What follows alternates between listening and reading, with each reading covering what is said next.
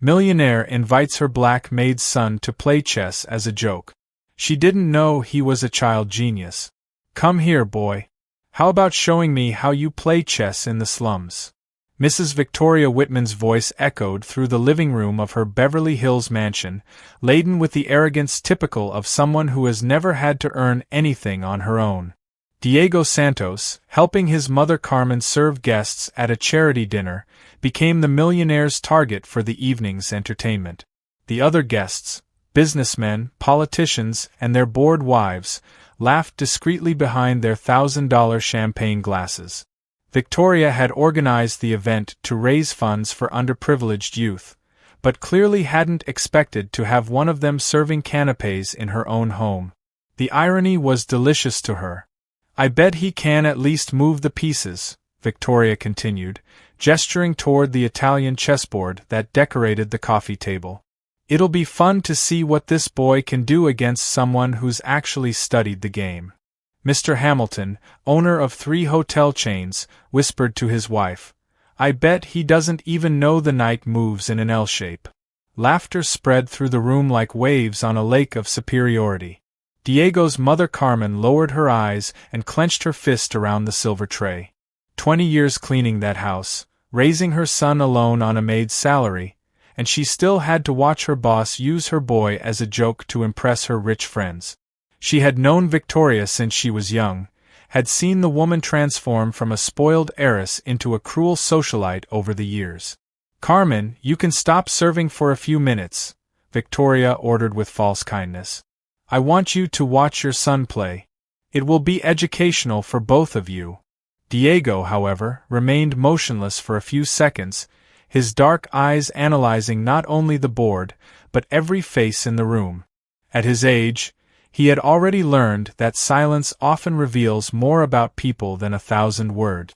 And at that moment, what he saw was a group of privileged adults who had no idea who they were dealing with. There was something about Diego's posture that made some of the guests stop laughing, a strange stillness, like the calm before the storm. His fingers moved unconsciously, as if he were visualizing moves on an invisible board. Of course, Mrs. Whitman, Diego replied with a calmness that made some of the guests exchange curious glances. It will be my pleasure. Victoria smiled with satisfaction, settling into the leather armchair like a queen preparing to watch gladiators. Excellent. I bet you've never played on a board like this, have you? Genuine Italian marble, each piece worth more than, well, you know. State Representative Jennifer Mills, sitting near the window, commented aloud, Victoria, are you sure this isn't cruel? The poor boy is going to be humiliated. Nonsense, Victoria retorted, adjusting her diamond earrings. It's a learning opportunity. He'll tell his friends he played chess in a real mansion. What Victoria Whitman didn't know, and would find out in the worst possible way, was that this slum kid had spent the last 8 years studying every opening, every strategy, every trap the grandmasters had ever devised. While his schoolmates played video games, Diego devoured chess books borrowed from the public library and watched legendary matches on the broken computer he had managed to fix himself. In the silent early hours of the morning, when Carmen worked double shifts cleaning, Diego analyzed games by Kasparov, Fischer, and Carlsen. He had memorized more than 200 different openings and could recite the 50 most famous defenses in chess history by heart. But most importantly, she had no idea she was about to be humiliated by the same boy she had underestimated out of pure prejudice, in front of all her powerful friends. And when the truth came out, it wouldn't just be a chess defeat. It would be a lesson she would carry with her for the rest of her life. While Victoria arranged the pieces with theatrical movements, Diego watched each guest. Something in his eyes suggested that he wasn't just preparing for a game. He was preparing to rewrite every assumption in that room about who really deserved respect. If this story of prejudice and overcoming adversity has touched you, don't forget to subscribe to the channel. Because what happened next showed that judging someone by their appearance can be the most expensive mistake a person makes in their life. Victoria took her place on the white side, with the confidence of someone who had never lost anything important in her life. "I always play white, dear. It's a family tradition," she said, completely ignoring the fact that in serious chess, the color of the pieces is decided by drawing lots. Diego nodded silently and arranged his black pieces with a precision that made Mr. Hamilton frown. Each piece was placed exactly in the center of its square, perfectly aligned, as if that Italian marble board were just one of the hundreds he had faced before. "Let's make this interesting," Victoria announced to the guests. "If the boy manages to give me even one scare, I'll donate $1,000 to, I don't know, some public school." Laughter echoed through the room again, but this time Diego looked up and smiled, a smile that didn't reach his eyes. Carmen felt a chill run down her spine. She knew that smile. It was the same one Diego had as a child whenever someone underestimated him in school competitions, the same smile he had used at 12 when he said he no longer needed her help with his math homework. Victoria opened the game with a conservative pawn move. E4. "Indian king, dear.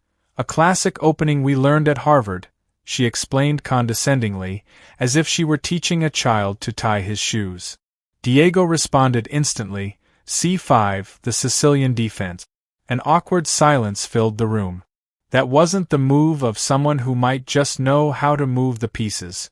It was the response of someone who knew theory. "Interesting," murmured Congresswoman Mills, leaning forward. Victoria hesitated for a few seconds, long enough for Diego to realize that she had memorized half a dozen openings but didn't really understand the principles behind them. She played NF3, following a pattern she had probably learned at some social club. Diego allowed himself a brief trip down memory lane. 8 years earlier, when he was only 9, he had found a torn chess book in the library trash. He had taken it home, hidden in his backpack, and asked Carmen to teach him the basic rules. "Mijo, why do you want to learn that?" his mother had asked, exhausted after a double shift cleaning. "To be like the rich kids, Mom. They always say they're smarter than us." At that time, Carmen earned only $600 a month. There was no money for lessons, for a computer, for anything. But there was the public library, which became Diego's second home. Every day after school, he walked 3 kilometers to study historical games in dusty books that no one else touched. Victoria finally played D3, a timid move that revealed her conservative nature, in chess and in life. She preferred safe, controlled positions where social class could guarantee victory. Diego responded with NC6, developing with purpose. Each of his moves was executed in less than 5 seconds, as if he were following a mental script he had memorized years ago. "Our little boy is moving too fast," Victoria commented to the guests. "In real chess, you think before you play." It was then that Diego made his first psychological move. He paused, pretended to think deeply for 15 seconds, and played G6, preparing the bishop's fianchetto. It was a move any beginner might make instinctively, but it was actually part of a complex strategic plan that would take 10 more moves to reveal itself. "Ah, you see." Victoria turned triumphantly to the guests. "He doesn't have the patience to think." Typical. But Mr. Hamilton, who had played chess at university 40 years ago, recognized the pattern. "Victoria, this boy is setting up a fast dragon." "A what?" she replied, annoyed at being interrupted during her demonstration of superiority. "It's a variation of the Sicilian. Quite sophisticated." Victoria looked at the board with a new tension in her shoulders. Nonsense. He must have seen it in a movie. But as the moves progressed, something unsettling began to take shape. Diego wasn't just responding to her moves. He was dictating the pace of the game. Every piece he developed occupied exactly the right square, creating a harmony that transformed the board into something resembling a visual symphony. Carmen watched from the corner of the room, her heart racing. She knew Diego was good, but she had never seen him play against someone who took themselves so seriously. And for the first time in 20 years of working in that house, she saw fear in Victoria Whitman's eyes, The fear of discovering that maybe, just maybe, she wasn't as special as she had always believed. Each new humiliation Victoria tried to impose only fed something inside Diego that she couldn't see, a silent strength, being strengthened by the very injustice she was trying to impose. What those privileged people didn't know was that every act of contempt was signing her own sentence, written on the 64 squares of that board, that would soon become the stage for one of the greatest humiliations in the social history of Beverly Hills. Diego's 10th move revealed something that made Mr. Hamilton choke on his whiskey. The boy had sacrificed a pawn in a seemingly innocent move, but any experienced player would recognize the deadly trap that was being set. "Victoria," Hamilton whispered urgently, "this boy is no amateur." But Victoria was too determined to prove her superiority to listen to warnings. "Relax, dear. He must have memorized a few moves from the internet. I'll be done with this in 5 minutes. That's when Diego did something unexpected. He calmly rose from his chair and walked over to Carmen, who was watching everything from the corner of the room with her hands clasped together. "Mom," he said in a low voice that echoed through the tense silence of the room, "remember when you said that one day I would show these people who we really are?" Carmen nodded, her eyes shining with tears. She remembered perfectly. It was the day Diego turned 15, and she didn't even have enough money for a cake. He had found his mother crying in the kitchen of their small house and promised her that one day he would change everything. "That boy has more class than all of us put together," Congresswoman Mills murmured to her husband, watching the interaction between mother and son. Victoria tapped her fingers impatiently on the table. "Can we continue the game? I have other commitments today." Diego returned to the board, but something had changed in his demeanor. He was no longer the shy teenager who had been invited for entertainment. He was a young man who carried years of sacrifice, secret studies, and a determination forged in adversity on his shoulders. Diego's 11th move was executed with surgical precision that made Victoria frown for the first time. He had created a double threat. If she protected the king, she would lose her queen. If she protected the queen, she would be checkmated in 3 moves. That's not possible," Victoria muttered, studying the board intently for the first time since the match began. That's when Hamilton realized something crucial. "Victoria, you're being outplayed by a kid who's probably never set foot in a formal chess club in his life." While Victoria tried to find a way out of her dilemma, Diego took the opportunity to observe every face in the room. Congresswoman Mills had stopped drinking champagne and was leaning forward, fascinated. The hotel chain owner had put his cell phone aside. Even Hamilton's wife, who had been leafing through a fashion magazine, was now paying full attention to the game. Carmen knew that look on her son's face. It was the same one he had at 12 when he discovered the chess section at the public library. The same look he had for 5 hours straight, studying historical games on a slow, broken computer. The same look that made him wake up at 5 in the morning to solve tactical problems before going to school. Victoria finally made a move, a desperate attempt to escape the trap. But it was too late. Diego had calculated that possibility 6 moves ago. "Check," he said simply, moving his queen to a position that offered 3 different winning continuations. The silence in the room was deafening. Victoria looked at the board, then at Diego, then back at the board. Her hands were shaking slightly, not from fear, but from a contained rage at the realization that she was being systematically destroyed by someone she considered inferior. "You must have seen that sequence somewhere," she said, her voice higher than normal. "No one learns that on their own." Diego smiled for the first time since the match began. "You're right, ma'am. I learned it from Garry Kasparov." "Kasparov taught you?" Hamilton asked incredulously. "Not personally," Diego replied, moving a piece to what was clearly the final move. "But I studied all his documented games. 183, to be exact. He used this particular sequence against Karpov in 1984, Game 23 of the World Championship." Victoria looked around the room, searching the faces of the guests for support. But what she found was something she had never seen directed at her: silent disapproval. For the first time in her life, the people around her were not impressed by her performance. Carmen stepped forward, her voice firm and clear. My son woke up every day at 5 in the morning to study before school. He walked 6 miles to the public library because we couldn't afford internet.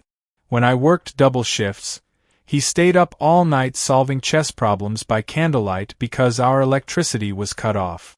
The room was completely silent now. Diego looked at his mother with a mixture of love and determination that made some of those present look away, ashamed. "Checkmate," Diego said softly, placing his queen in the final position. Victoria stared at the board for a long moment, as if expecting the pieces to change positions on their own. When she finally looked up, she found Diego watching her with the same unruffled calm with which he had begun the game. But now, something had completely changed in the dynamics of the room. The guests no longer looked at Diego as entertainment. They looked at him as someone who had just rewritten all their assumptions about talent, class, and merit. And they looked at Victoria with a mixture of embarrassment and disappointment she had never experienced before.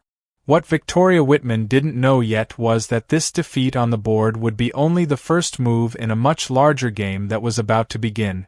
A game where all the social rules she had always taken for granted would be questioned, and where the boy she had underestimated would prove that true nobility has nothing to do with surnames or bank accounts. Victoria stared at the board for what felt like an eternity. Her trembling fingers touched the fallen king as if they could magically undo the checkmate.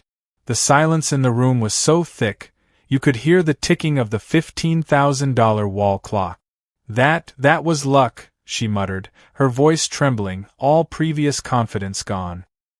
"He must have memorized that specific sequence somewhere." Hamilton rose from his chair and walked over to the board. "Victoria, that boy just executed a variation of the Sicilian that even I didn't know. And I've been playing this game for 40 years. Congresswoman Mills pulled out her cell phone and began recording discreetly. As an experienced politician, she immediately recognized the viral value of this moment, a racist millionaire being humiliated by a prodigy she had underestimated. "I don't accept that," said Victoria, standing up abruptly and knocking over a few pieces. "Something's wrong here. No one learns to play like that on their own. Someone trained him, specifically to humiliate me." Diego remained seated, watching her with the same unruffled calm. "Would you like a rematch?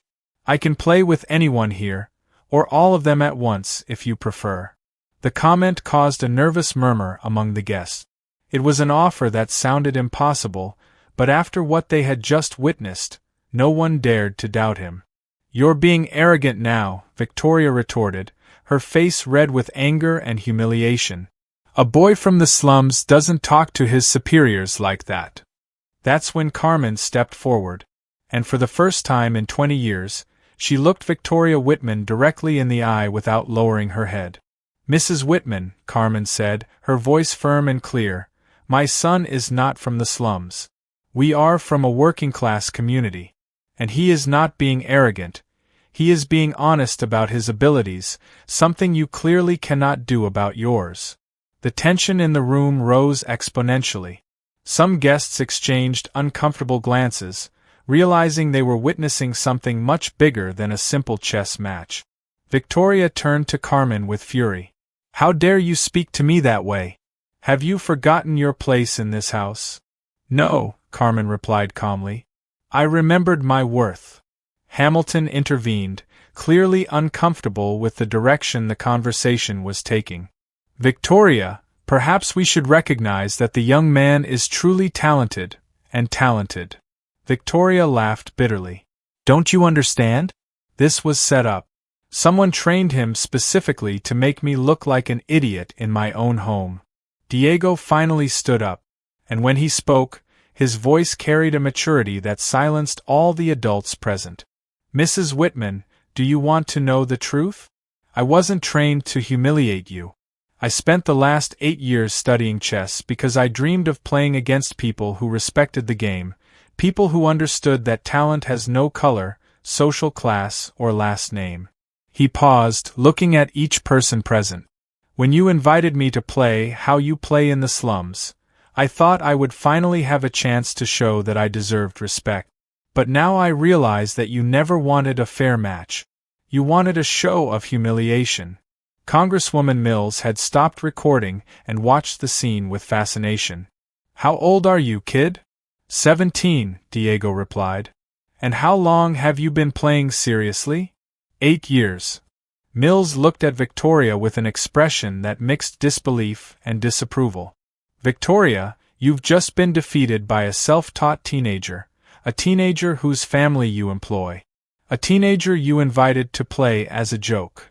Victoria felt the weight of every gaze in the room, and for the first time in her life, they were not looks of admiration or envy, they were looks of judgment. I didn't know he played seriously, she tried to defend herself. But her voice sounded weak, even to her own ears. The question isn't whether he played seriously, Hamilton said, clearly irritated. The question is that you invited him to play, assuming he would be easily defeated. Why? Because he's your maid's son? Because he's black? Because he doesn't have money? The silence that followed was devastating. Diego calmly arranged the pieces on the board, each move executed with precision. Thanks for the game, Ms. Whitman. It was educational. When he finished, he turned to his mother. Mom, can we go? I have school tomorrow. Carmen nodded, removing the apron she had worn to serve the guest. But before leaving, she turned to Victoria one last time. Mrs. Whitman, thank you for showing me that my son deserves to be in much better places than this. As mother and son walked toward the door, Congresswoman Mills called out, Diego, are you interested in scholarships? I know some universities that would love to have someone with your talent.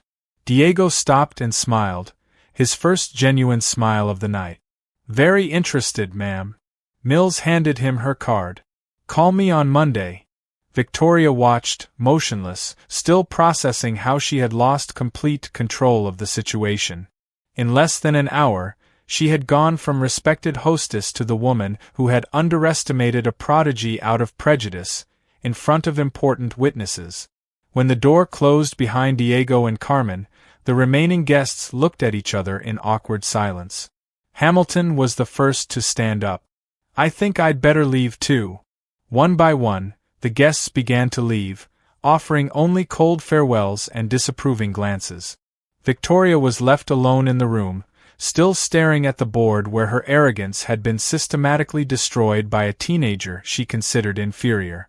But what she didn't know was that tonight would be just the first move in a much bigger game. One where Diego Santos would rewrite not only his own history but question the entire system of privilege that people like Victoria Whitman took for granted. As Diego walked home with his mother under the Beverly Hills stars, he carried in his pocket the card that would change his life forever. And in his mind, he was already calculating, not just chess moves but moves in a much bigger game. The game of proving that true nobility cannot be bought with money but is earned with character. 6 months later, Diego Santos walked through the halls of Stanford University with a full scholarship to study engineering. Congresswoman Mills had kept her promise, connecting him not only with academic opportunities but with a whole world of people who recognized talent regardless of social background. The video of that night in Beverly Hills had gone viral, over 3 million views in 2 weeks. Not because someone had recorded the match, but because Congresswoman Mills herself had shared the story on her social media, turning Diego into a symbol of overcoming adversity, and Victoria into an example of what not to do when you have privilege. Young Prodigy Destroys Prejudiced Millionaire in Chess was the headline that circulated all over the internet. The comments were relentless. What a shame for that woman. That boy deserves every opportunity in the world. Victoria Whitman had become persona non grata in her own social circles. The golf club canceled her membership after pressure from other members. 3 charities removed her name from events. Even Hamilton, her friend of decades, began to avoid her at social gatherings. Victoria has always been arrogant, but I never imagined she could be so cruel, Hamilton's wife commented during a dinner in Malibu. To humiliate a child like that in front of everyone. The worst part for Victoria was realizing that Diego had never sought revenge or exposure. He had simply played chess, something he did naturally, with a mastery developed through years of quiet dedication. The humiliation she felt was self-inflicted, a direct result of her own prejudiced assumptions. Carmen had been promoted to cleaning supervisor at a 5-star hotel in Santa Monica, a job that paid 3 times as much and came with full medical benefit. It wasn't charity. It was recognition of the professionalism she had always demonstrated, now finally valued by employers who saw beyond prejudice. Diego founded a free online chess program that connected young people from underserved communities with college mentors. In less than 6 months, over 1,200 children were learning not just how to move pieces, but life strategies that no formal classroom could teach. Chess taught me that every person has unique strategic value, Diego explained during an interview with CNN. Victoria Whitman taught me that some people need to lose everything to learn what really matters. When asked if he held a grudge against the woman who tried to humiliate him, Diego smiled with the same calm he had shown on that fateful night. Grudges are pieces that only get in the way of the game. I prefer to focus on what I can build. Victoria watched that interview alone in her mansion, now empty of the friends who had abandoned her. For the first time, she truly understood what she had lost that night. Not just a chess match, but the opportunity to be a better person. Hamilton called once after the incident just to say, "Victoria, you created that situation." Diego just responded with a class you should have shown from the beginning. The lesson echoed beyond Beverly Hills. Diego proved that true nobility does not come from surnames or bank accounts, but from character forged in adversity and demonstrated through actions. He turned prejudice into purpose, the humiliation of others into his own growth. Today, when Diego looks to the future, he sees no limitations imposed by others, but possibilities created by his own determination. Victoria had tried to diminish him to make herself feel bigger. But she ended up revealing that true greatness is measured by the ability to lift others up, not tear them down. Carmen proudly framed a photo of Diego receiving his first academic honorable mention at Stanford. On the wall next to it, a certificate from the chess program that had already impacted thousands of young people. Achievements that no money could buy and no prejudice could steal. The best revenge, as Diego discovered, is not to destroy those who try to diminish you. It is to build something so extraordinary that their mediocrity becomes irrelevant by comparison. Victoria Whitman tried to make him entertainment, but Diego Santos became inspiration. And that difference defines not only who wins at chess, but who wins in life.